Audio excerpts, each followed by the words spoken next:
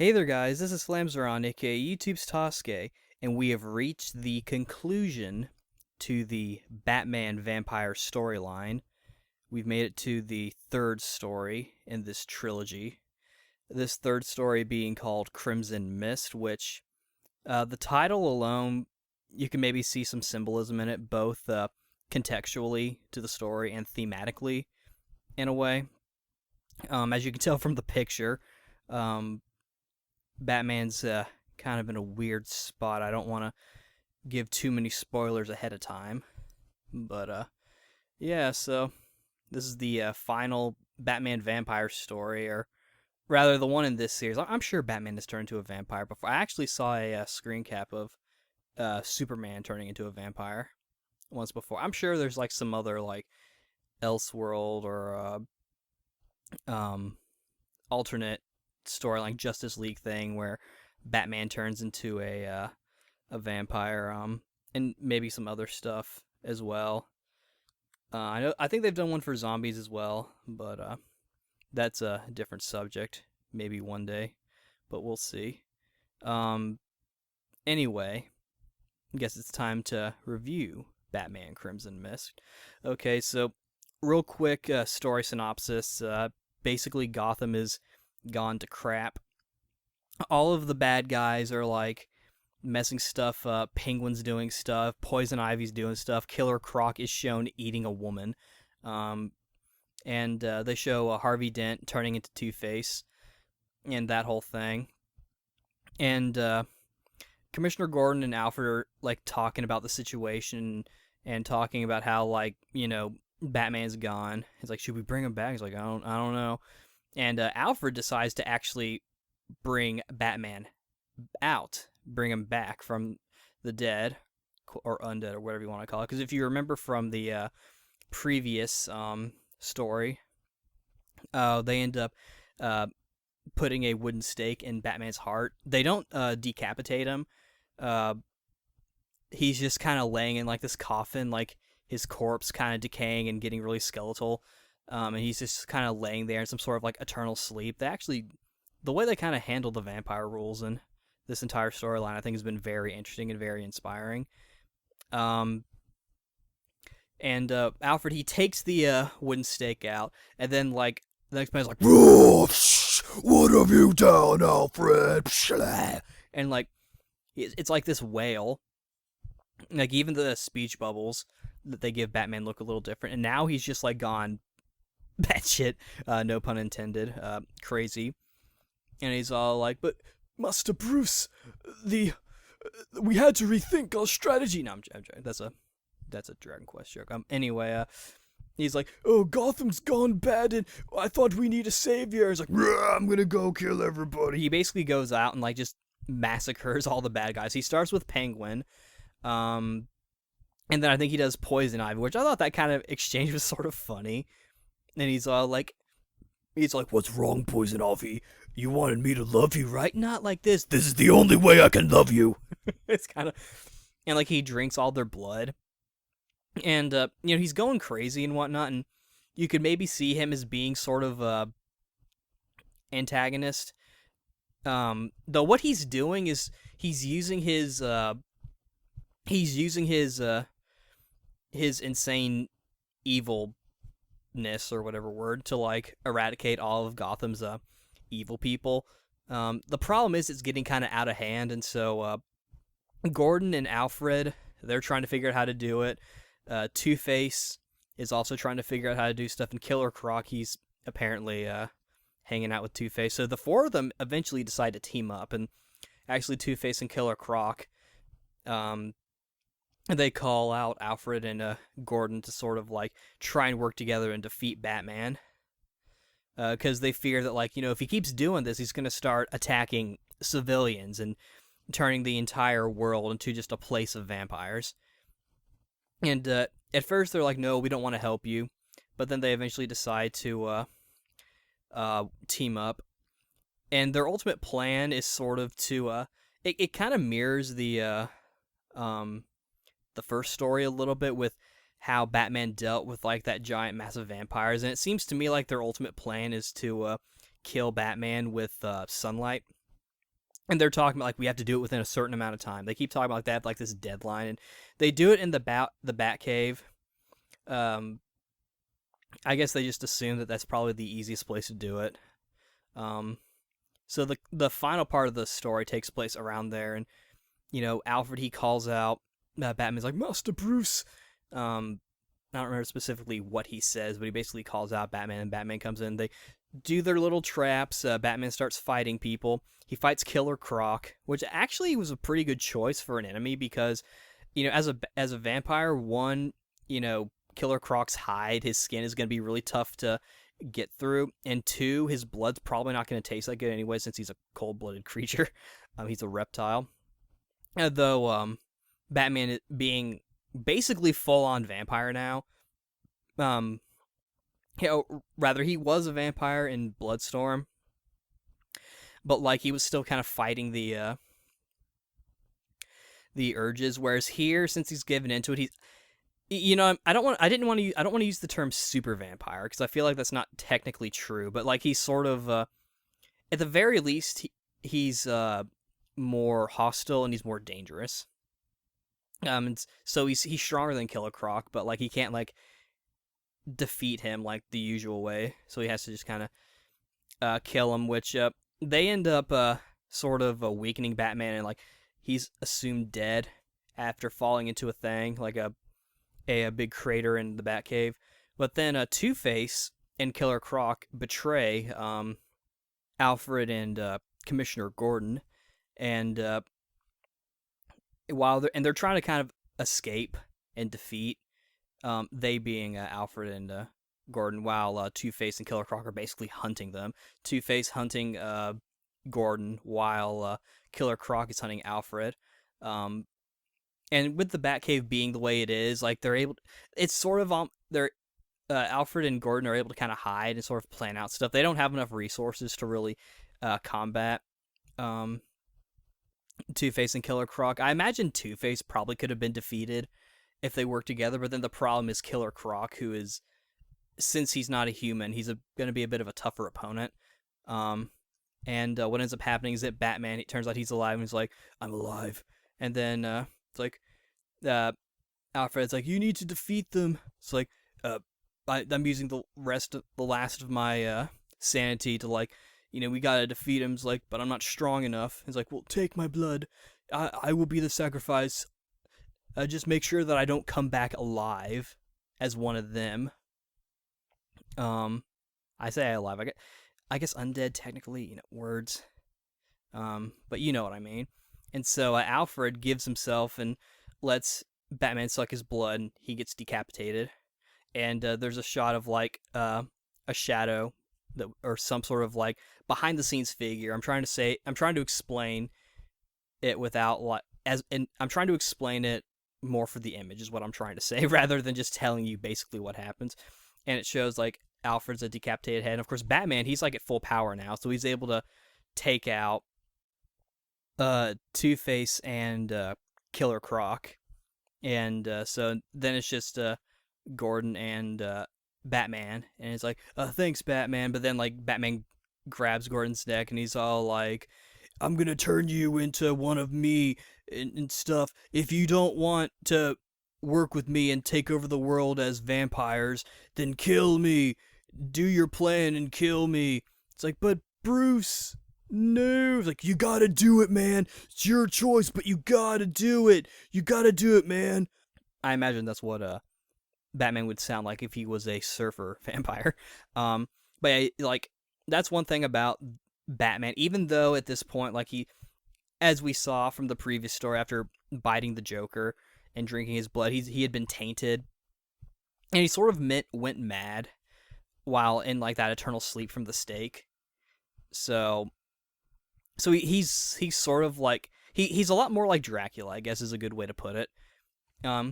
Well, he still has like pieces of his sanity left, and so he's like, "You'll kill me," and we can infer that he actually wants to be killed. Of course, he would rather be cured, but he knows that like at this point, due to a conversation with that occult sort of like monster historian woman, I think her name is Ariana or something. I don't remember her name, But you know, it was kind of interesting, like when he shows up at her place, like, "Am I in danger? As long as you don't piss me off," or he says something like that, like, "As long as I can fight the hunger," something like that. It's been a bit. I've been meaning to review this um a while ago, but it's really been like a few weeks since I had read it. But his big question is like, is there any way for a vampire to get over the thirst for blood? And she ultimately says no. And then like he gets really upset and like runs off, and it's like, Gotham has become a sheep without its shepherd, and the worst part of it all is that shepherd was me. And like he's having sort of like this internal conflict, so he's sort of like upset with himself. And it's probably perhaps because of that he feels the need, like, well, I might as well just kill all the bad guys. And so Gordon does the little like explosion thing to open up the a giant hole in the ceiling of the Batcave so that sunlight can get out. Unfortunately, he gets crushed by a rock, so now Gordon is dead. And then it shows Batman kind of sitting and is like, "Oh yes, eternal peace and shit," or something. I don't remember specifically what he says, but he basically dies too, and all that's left is his cowl. And the final shot is Batman's like destroyed cowl hanging on like a rock stalagmite. Or is it stalact? I think stalagmites are the ones that are on the bottom, I believe. And it shows Commissioner Gordon being crushed by the rock, and then Alfred's head. So if you had any hopes that this storyline would have branched off into a longer one or into the canon, well, considering that Batman, Alfred, and Commissioner Gordon, and Killer Croc, and Two-Face, and the Joker, and like basically a lot of the major characters of the Batman universe are killed. And that being said, there's no mention of Robin. I don't remember. I'd have to kind of do more research to figure out where Robin was, if he was even around at this point. I imagine maybe it's tough to say. The art is definitely a lot older looking, so and Batman primarily wears like the gray and like the dark. It's like a mix of like dark and like black and blue in a way, or there's at least blue shading, so it's likely blue, like really dark blue or something. And of course, it's what I'm trying to get is that it's definitely a very old style. Though the art I thought was really good. Stuff I liked. I don't know why I'm framing it like that, but this one felt paced a little bit faster than the last one. It wasn't as fast as Red Rain, but it was definitely faster than Bloodstorm, and I think it was primarily because it was the conclusion. You can see even a little bit with the title Crimson Mist if you're thinking of it from a standpoint of like mist coming after like a big rain or something in like a summer or something, humidity or sorts. It also has to do with the fact that, you know, when Batman teleports, he actually teleports in like a crimson mist, and I think they even like name drop the term crimson mist of sorts. But that's really all I saw in the in any sort of like symbolism. If anyone watching this has anything to add, like, feel free to type it in the comments. Seeing Batman in sort of like this evil state was kind of interesting. I felt like it was definitely very interesting to see Batman be more brutal and truthfully be kind of evil and just like kill people. I know he had killed people in the past, but here it's a bit even more different than that, because really I feel like, and I haven't read like the really old Batman comics, so you'll have to forgive me if this is completely ignorant, but from what I've seen, it just seemed like Batman would just shoot people and like push people off buildings and stuff. It's like, yeah, that's pretty brutal and all, but I mean, if we're talking about ripping people apart and then like tearing their throats out and killing them that way, I'd argue that this vampire Batman is a bit more brutal than the OG Batman, as far as I can tell. Though again, it's just conjecture, so just based on what I've seen. this version of Batman's design is kind of interesting. He definitely looks a lot more monstrous. I think that primarily comes with him looking skeletal because the book opens with him like just sitting in like the coffin with like the stake in his heart. There's even one panel where they show worms in his mouth, and he's like basically a skeleton and whatnot. And he has like this. He still has like his like thought dialogue with like the cursive. Thankfully, for a little bit, they did ease up on the cursive, and it was a little more readable. But then guess what? They switched it back to that fucking fancy shit. And it's like, you guys were doing good. I mean, don't you want us to read your text? um, and so with that in mind, it seemed like the stake in the heart.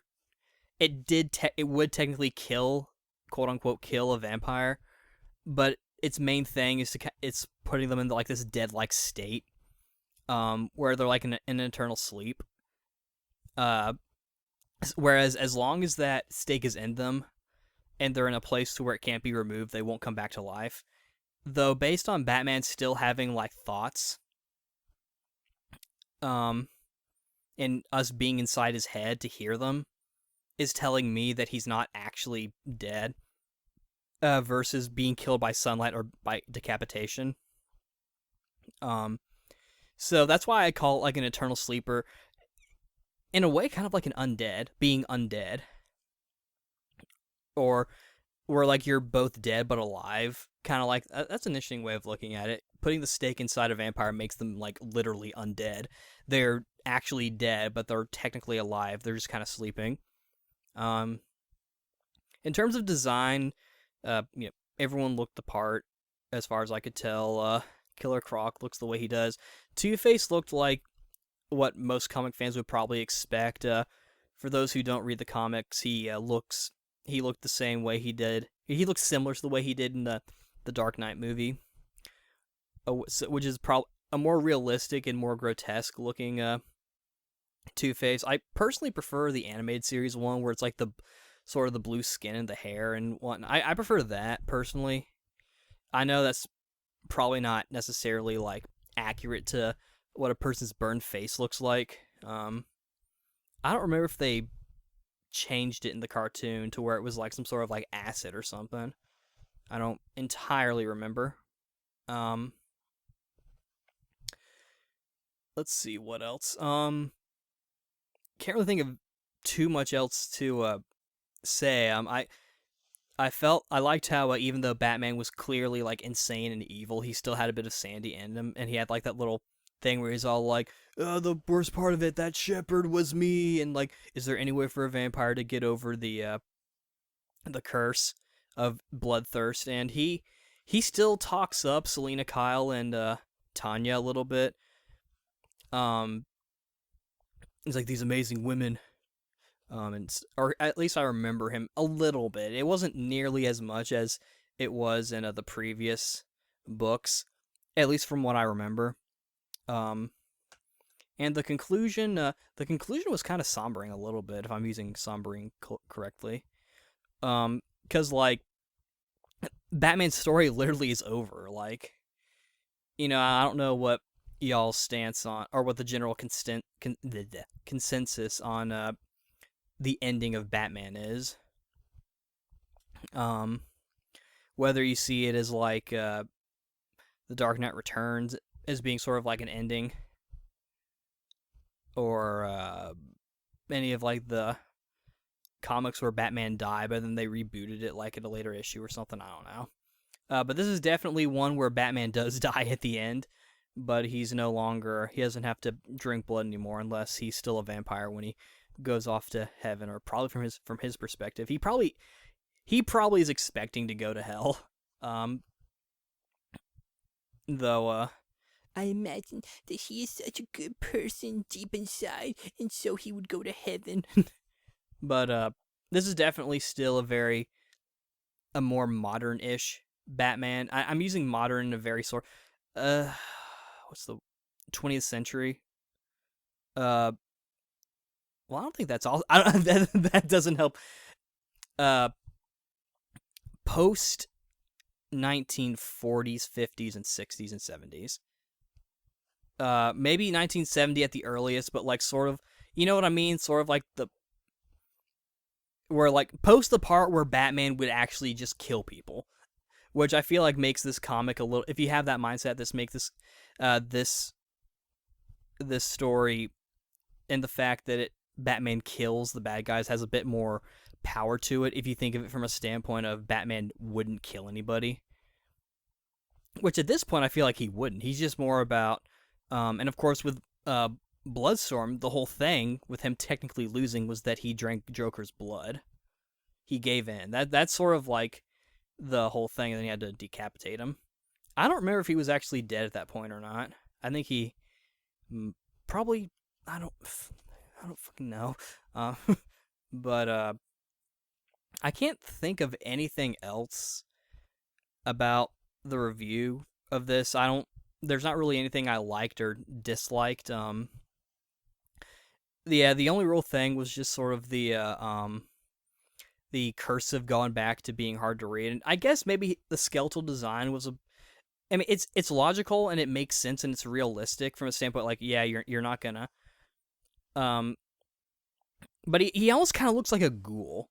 Like he's and I don't know, like are ghouls. I don't know what the lore is with ghouls, but from what I understood, ghouls and vampires were two different things, if not vampires controlling ghouls. Um, but yeah, it was a interesting story, and it was it wasn't paced as fast as Red Rain, but it was paced enough or paced well enough to where it was moving fast enough, I guess. Like basically, if we're going in like order of pace, from slowest to fastest, it would be Bloodstorm, Crimson Mist, and then Red Rain. You know, Red Rain being the fastest, Bloodstorm being the slowest, and Crimson Mist being the in the middle. I guess pacing isn't necessarily the right word, because Bloodstorm I feel like had a lot of content going on for it, whereas this story was a bit more straightforward.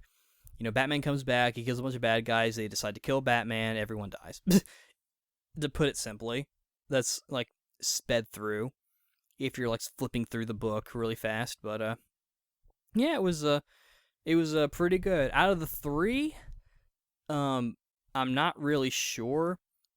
Um, Crimson Mist was definitely an interesting story. It didn't have any like super grotesque moments like the rat thing and Bloodstorm, so it already has kind of a little bit more in terms of like just personal like enjoyment. Because I tend to look at things both like my personal enjoyment as well as objectively as like a critic of art and writer myself. In terms of like how the story is framed and what happens and stuff like that. Um, I felt like the ending was very conclusive and it worked well from a standpoint of just cutting everything off. Like this is it, this is the end. Um, and in a way, sort of with all of them dying, it's almost like a kind of perfect ending in a way. If you think about like them dying and then do you roll back time and change something so that Batman doesn't go through this, kind of like that in a way. Um, and yeah, the only other thing I could maybe think of that I didn't really like, besides the switch back to like the intensive cursive and the Batman's, I would have liked him to have a little bit more flesh, I guess is the only thing. It's not anything major, and I wasn't like grossed out by anything, and I understand why. It's not that big, but it would have been cool if like because he had been a vampire for so long, and since he had the stake in his heart, in a way he kind of cheated. If your viewpoint on vampires getting more powerful is staying a vampire for a long time and going through several days without drinking blood. Kind of like how it was in Oblivion, that game where if you don't drink a lot of blood, you become more like a vampire and you get more stuff. The sun also hurts you a lot more, but you know what I mean? Like I like you get kind of more powers and you almost become a quote unquote super vampire. It would have been cool if like maybe Batman was more like a super vampire, and maybe because of that he got more flesh. That would have been interesting, I think. Um, And I think that's it. I can't think of anything else, and yeah, I think that's pretty much it. I guess to summarize, pacing was good. I didn't really like the cursive started off okay, but then it got worse back to like it's being hard to read. Batman vampiric general design, I was okay with, and it made sense. I do kind of think it would have looked cooler if he looked more like if he had more of like more flesh to him. And I think it would actually mirror the Dracula comparison because he does compare himself to Dracula a couple of times, and it was conclusive, and yeah, it was pretty good. I guess to answer that one question that I never answered on which one I liked best, I feel like Bloodstorm had the best story.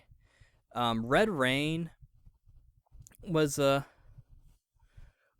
interesting. I don't know. I want to say Bloodstorm because even though that one thing with the rat really like grossed me out and I didn't like it, its story was really really good. And I read the story expecting Batman to be a vampire, and I wanted to see him be a vampire. So Bloodstorm gave me that, and Re- Crimson Mist was also pretty good from that standpoint, and it was kind of cool seeing Batman be a bit more crazy and a bit more evil, in a very sort of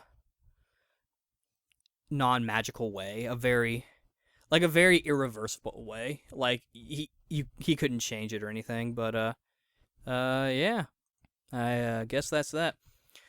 But yeah, this was pretty fun. Let me know if you want me to read and review more comic books. I do have some other Batman ones. Like I have the pre New 52 Death in the Family, and I also have one of the Damian Wayne Robin ones where Dick Grayson is Batman. I think it's called Batman and Robin Black White Knight or something. Um, I'm generally more of a manga person. I guess some of you guys know I've been reading UQ Holder and Negima when I can, and Citrus as well. So I'll probably review those uh, when the time comes. I actually need to do a video about a certain announcement regarding UQ Holder that I've been forgetting to do because I'm stupid. No. But yes, I do need to do that video. And I with the Dragon Ball Super manga being licensed, maybe I can talk about that in comparison to the anime. Um, in terms of Western comics, I'm not really that into them that much. I do like Batman, probably the most out of all of them, and I do have some other ones. I used to be into the Sonic Archie comics, and I have several other like regular comic books that I've gotten from like Free Comic Book Day and whatnot. I've and if you guys watch my stream, you'll know that I'm kind of getting interested in Spawn from Soul Calibur, or based on Soul Calibur, based on what I played and seeing him in Soul Calibur, specifically 2. I'm getting interested in Spawn. I might use Batman as sort of a gateway to get into Spawn because I know there's a Batman Spawn crossover comic, and I think Spawn actually appears in another comic, and I know there's like a collection of like Spawn comics and whatnot. I don't know if I'll